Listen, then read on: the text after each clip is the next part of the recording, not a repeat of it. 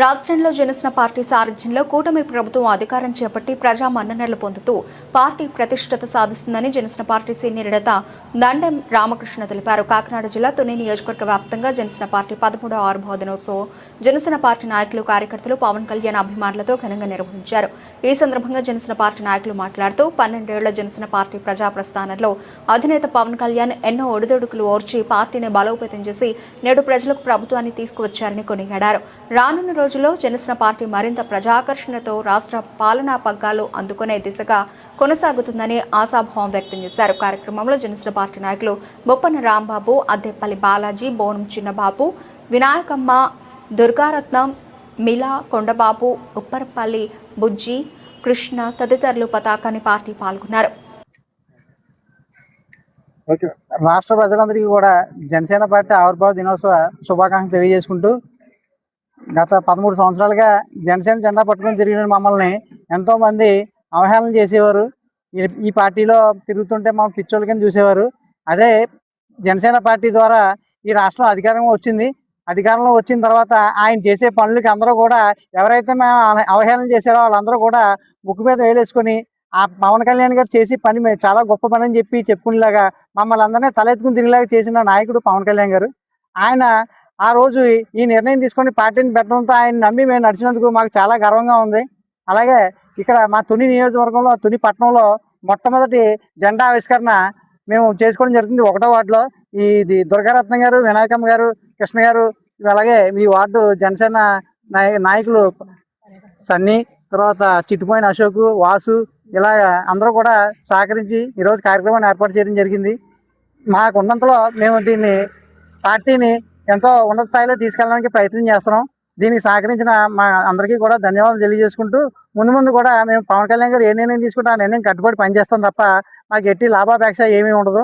మేము ప్రజలకు సేవ చేయడానికి ఆయన అయితే ఎలాగైతే ఉన్నాడో అలాగే మేము కూడా ఆయన అడుగుజాల్లో నడుస్తాం తప్ప మాకు ఎటువంటి లాభాపేక్ష అవసరం లేదు. అందరికీ కూడా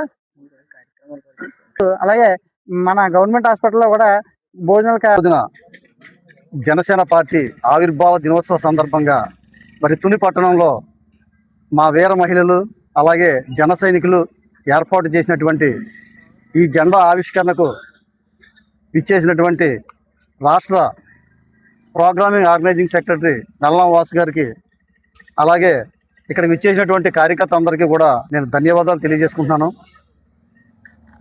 అలాగే ఈసారి మా జనసేన పార్టీ అధ్యక్షులు పవన్ కళ్యాణ్ గారు నియోజకవర్గాల్లో వారి నియోజకవర్గాల్లోని వారి మండలాల్లోని కూడా జెండా ఎగరేసి దీని ప్రాముఖ్యత, దీని తాలూకు ఆవశ్యకత ప్రతి ప్రజానికానికి ప్రతి ఇంటికి తెలియాలనే ఉద్దేశంతో ఈసారి ఈ రకంగా ఏర్పాటు చేయడం చాలా ఆనందదాయకంగా ఉంది.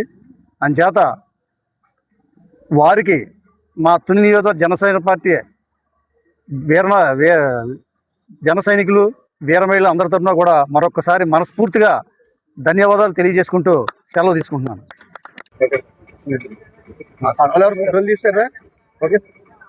అందరికీ కూడా ఇక్కడికి వచ్చేసినటువంటి జనసేన పార్టీ ముఖ్య నాయకులకు, అదేవిధంగా వీరమహిళలకు, జన సైనికులకి అందరికీ కూడా జనసేన పార్టీ ఆవిర్భావ దినోత్సవ శుభాకాంక్షలు తెలియజేసుకుంటున్నాను.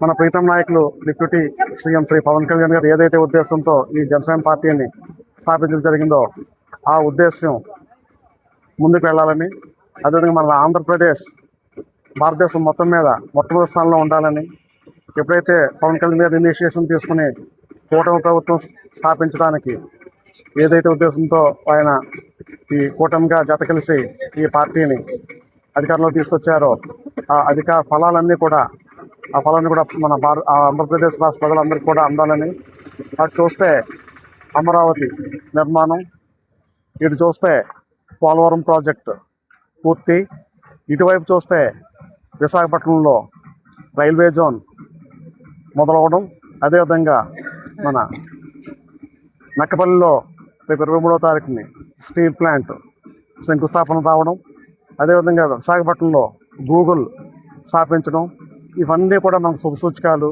అదేవిధంగా ఈరోజు మనం ఏ గ్రామంలో చూసినా, ఏ పల్లెలో అడుగుపెట్టినా ప్రతి గ్రామంలో వీధిన కూడా సిమెంట్ రోడ్లు అయితేనేమి, తార్ రోడ్లు అయితేనే అన్నీ కూడా మన మౌలిక సదుపాయాలన్నీ కూడా రూపకల్పన చేయడంలో మన పంచాయతీరాజ్ శాఖ మంత్రి గారు డిప్యూటీ సీఎం గారు ఏదైతే చొరవ తీసుకుంటున్నారో ఆ చొరవ మన ఆంధ్రప్రదేశ్ ప్రజలందరికీ కూడా ఉపయోగం కలిగిన